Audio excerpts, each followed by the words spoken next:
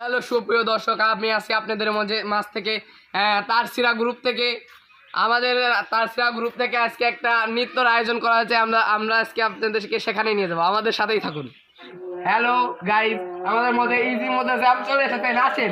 আছেন প্রিয় দর্শক, আপনারা দেখতে পাচ্ছেন জ্যামস জ্যামস জ্যামস জ্যামস চলে এসেছে। জ্যামসের সহকারী বাড়ি নিয়ে এখন আমাদের মাঝে ভিডিও গান